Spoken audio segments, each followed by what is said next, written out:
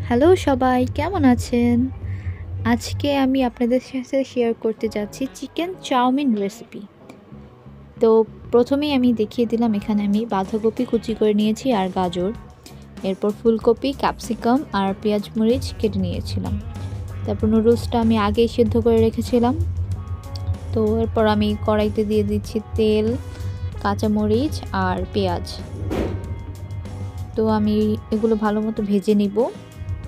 আর এখন যেহেতু শীতকাল চলছে তো নানান রকমের সবজিও আমাদের হাতের কাছেই থাকে। আর অথেন্টিক চাউমিনের টেস্ট পেতে হলে কিন্তু বাঁধাকপিটা অবশ্যই দরকার, না হলে একদম রেস্টুরেন্ট স্টাইল চাউমিনটা হবে না। তো আমি এরপর দিয়ে দিয়েছি বাঁধাকপি আর গাজরের কুচি, আর এর মধ্যে আমি সামান্য লবণ দিয়েছি যাতে করে সবজিগুলো মজে যায়। তো এরপর আমি ভালো মতো নেড়ে চেড়ে এখানে আমি ফুলকপির টুকরোগুলো দিয়ে দিব। তো এই চিকেন চাউমিনটা আমাদের বাসায় সবাই অনেক পছন্দ করে। আমি প্রায়ই সন্ধ্যায় এই রেসিপিটা করে থাকি। একদম শর্টকাট যে রেসিপিটা বলে চিকেন চাউমিনের, আমি এভাবেই করার ট্রাই করেছি। তো এরপর আমি ভালো মতো নেড়ে মশলাগুলো মিশিয়ে নিব। এখানে আমি ক্যাপসিকাম কুচিগুলো দিয়ে দিচ্ছি। তো ক্যাপসিকাম কুচিগুলো দিয়ে আমি ভালো মতো নেড়ে নিচ্ছি এখানে। একটু গ্যাস কম ছিল তাই ভাজা হচ্ছে না। আর ঢাকায় এখন ইদানিং অনেক গ্যাসের সমস্যা হচ্ছে। যারা ঢাকায় থাকেন তারা অবশ্যই এই সমস্যাটা ফেস করছেন। তো এখন আমি এখানে টমেটো সস আর সয়া সস দিয়ে দিয়েছি। ভালো মতো নেড়ে নিয়েছি। এরপর আমি খানিকটা চিকেন বল বের করে রেখেছিলাম ফ্রিজ থেকে। তো সেগুলোই আমি কেটে নিয়েছি এবং এখানে তেলে ভেজে নিলাম।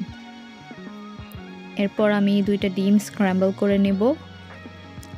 ডিমগুলো চাইলে সবজির সাথেও ভেজে নেওয়া যেত, কিন্তু আমি আলাদা ভেজে দিয়েছি। আপনারা চাইলে সবজির সাথেও ভেজে দিতে পারবেন, কোনো সমস্যা নেই।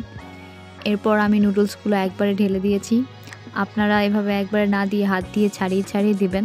আমি এভাবে দিয়েছি কারণ আমার ভাল লাগে এভাবে দিতে। তারপর আমি আলাদাভাবে মিশিয়ে নিব এখানে।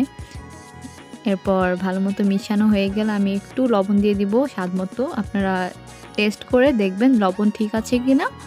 ঠিক থাকলে আর দেওয়ার দরকার নেই। তো ভালো মতো নেড়ে চেড়ে আমি এখানে মিক্স করে ভেজে রাখা ডিমগুলো আর মিটবলগুলো দিয়ে দিলাম।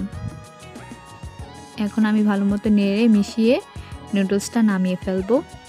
তো দেখতে থাকুন।